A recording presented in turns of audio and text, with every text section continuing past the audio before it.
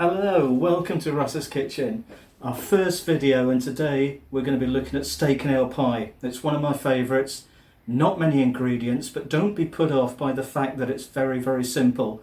Sometimes simple results in really big flavour, and that's what we're going to do today.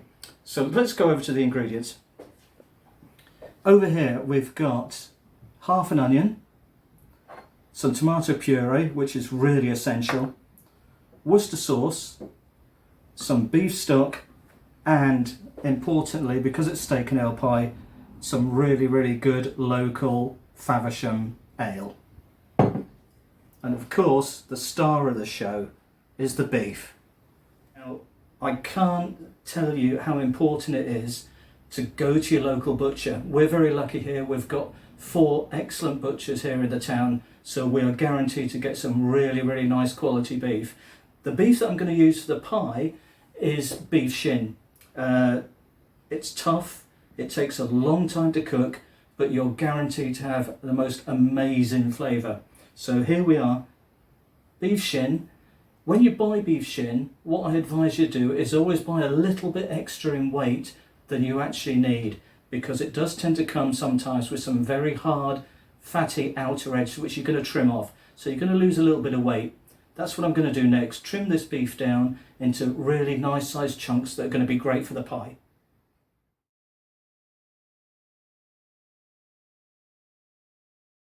Okay, so that's the beef all chopped, nice bite-sized pieces that we want for the pie. But just have a look, that's been trimmed really carefully, and look how much waste that we do have. So again, coming back to what I said, if you want 500 grams, which is going to do about 4 people at a decent sized pie, just ask for a little bit over, because that's how much you potentially might be trimming off. Okay, here we have half an onion, and what I like to do with stews and pies is slice the onion really thinly.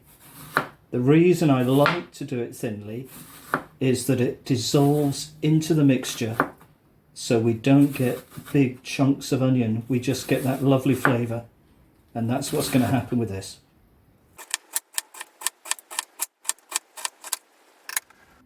Okay, so that's all chopped and good. What I'm going to cook it in is this lovely iron casserole dish. This is one of my favourite dishes to use. It's heavy, it takes a lot of punishment, and that's why I like it. So into this we're going to put a little glug of vegetable oil, just a drizzle. This is now going to go on a very low heat, and into that we're going to put the onion.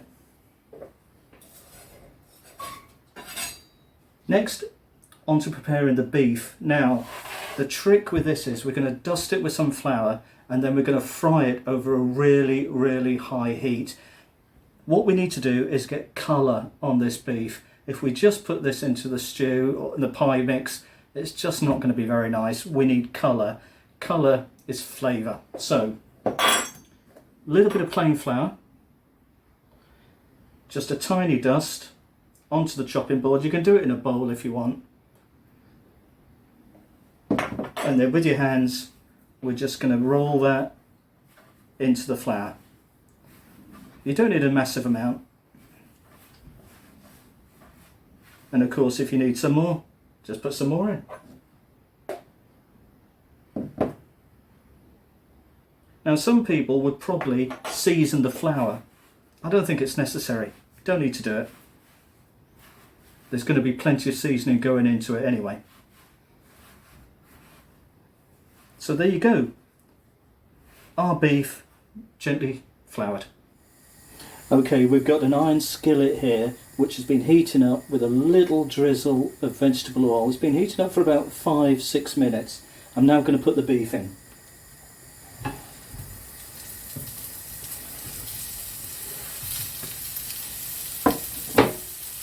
So there's the beef going in. It's on a maximum heat. And we're going to let that get some nice colour on it before we put it into the stock.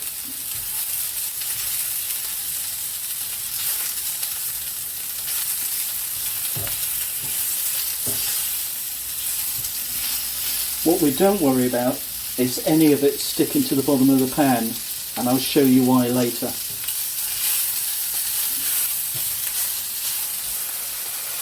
Okay, that's been a couple of minutes and already you can see that this beef has got some really nice colour on it. That's all we need to do. It's now going to go into the onions. Now the onions have been softening down while we've been doing this, so they're really nice and tender already. So here we go, in with the beef.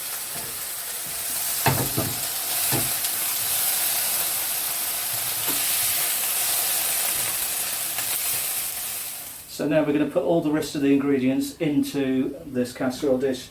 We're going to start with our beer. Let's face it, it's a steak and ale pie, so let's put some ale in. We're going to use about 200 mils, 250 mils.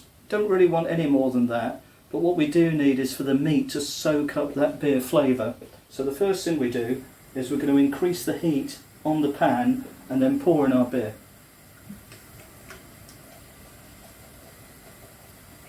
As you can see, we're very careful about measuring it out. That's about half a bottle, it's fine. We're going to let that heat up a bit, let it come to the boil, because what we need when you're ever using alcohol and meat, always put the alcohol in and let the meat soak it up. Don't add anything else in until it's done that. And that's what it's doing at the moment. And it's coming to a bit of a froth already, which is good. Okay, I'm now going to put the stock in.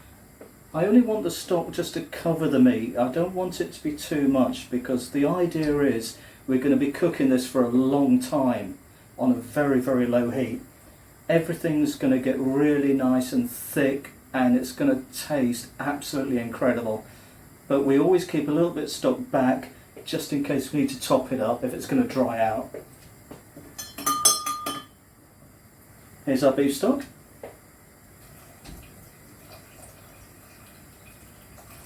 It's about 450 mils. We've used maybe about 3/4 of that, and that's about the right amount.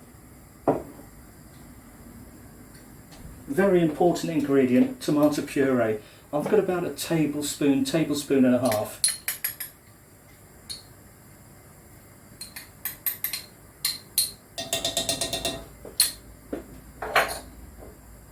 Little bit of splash of Worcester sauce.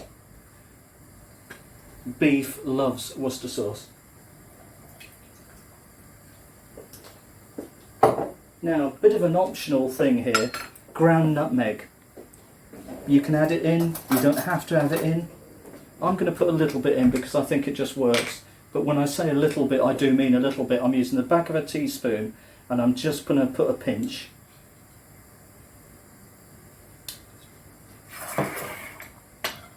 Let's give that a stir.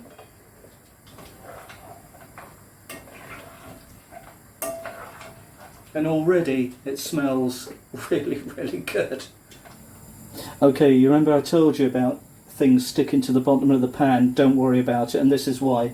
This pan's been cooling down, but it's still quite hot. We're going to take some of the beer that we've got left over, put it in the pan. Just a little bit. And then, with the spatula, very gently, we're just going to move it about, and that is going to free up any of the pieces that are stuck to the bottom of the pan. Again, we're not wasting any flavour here. In fact, we want all this. This is just going to add to it. And also, it really is going to make washing up a lot easier as well. So once we've got all this, and it's all nicely loosened off, as you can see, it's all coming off there, really nice and easy. And we're just going to pour that into our mixture. And of course it also gets an extra little bit of beer, which is never a bad thing.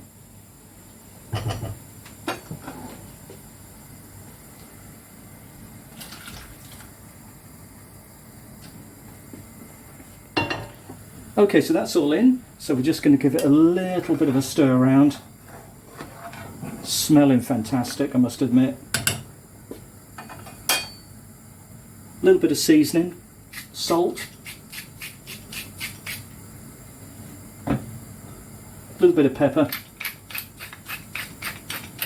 We can always adjust that seasoning later on. Lid on,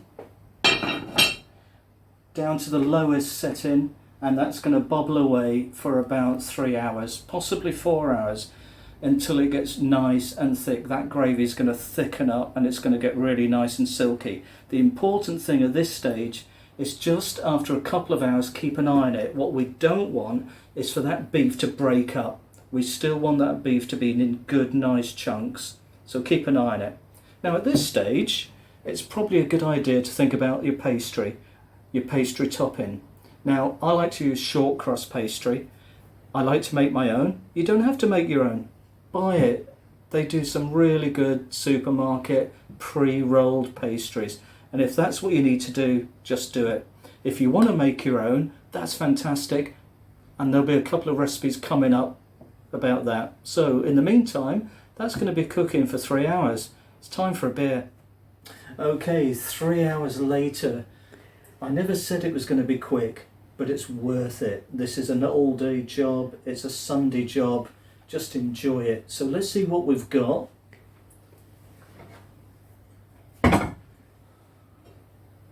Wow. Yeah, smells incredible, looks incredible. Next job is to put it into the dish. Okay, we're now taking our mixture and put it into our pie dish. I'm using a fairly small pie dish here, but it's still going to be enough for 4 people. And as you can see, that just looks amazing. The gravy has become thick, it's become glossy, and I'm going to just keep pouring in that gravy on top of that mixture. And I wish you could smell it, because it's fantastic. Once we've done this, we're going to leave this to cool. Now that's quite important, because we want the pastry to fit onto a cooled dish. Short crust pastry doesn't like heat, so this is virtually full. I'm just going to finish it off and then we're going to leave it to cool down. Okay, so our mixture is now cooled down. We've got our pastry all ready. This is my homemade pastry. Again, the recipe is going to be coming to you. So now we're going to put this onto the dish. What I've done is I've just put some water around the edges. This is just going to help the pastry to stick, because as I said, the pastry, once it goes into the oven, does have a tendency to shrink, and we don't want that. So here we go with the pastry.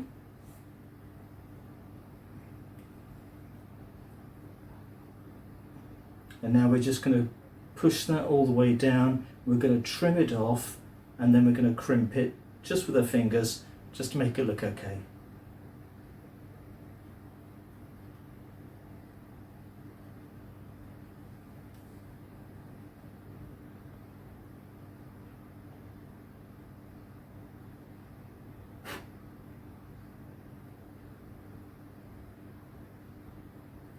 Now, knife, we're going to trim it off.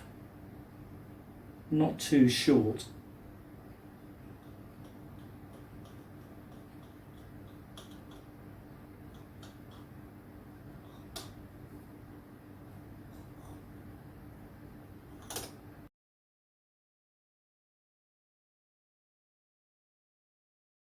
So now just a couple of holes just in the top.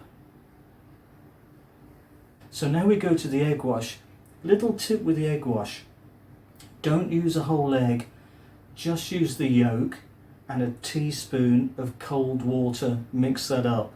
What's going to happen if you do that is you're going to get a much more even egg wash coat.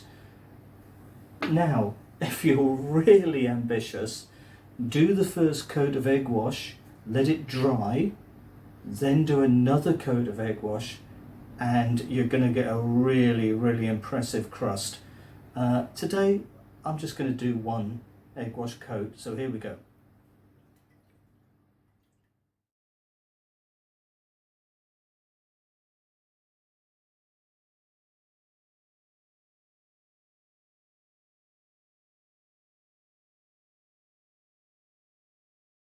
So what you might find by using this little bit of a tip is that the egg wash is going to be much more even, much easier to spread over your pastry.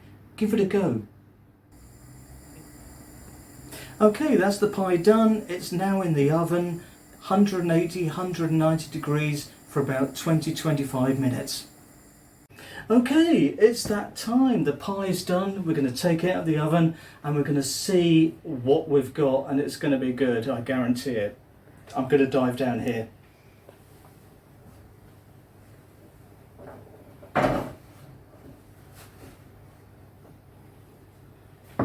Wow, look at that. That is a thing of beauty. It's a great pie. It smells incredible. I guarantee you it's going to taste amazing. So, if you've enjoyed this recipe, let me know what you think. Follow us and enjoy Russ's Kitchen. Thanks for watching.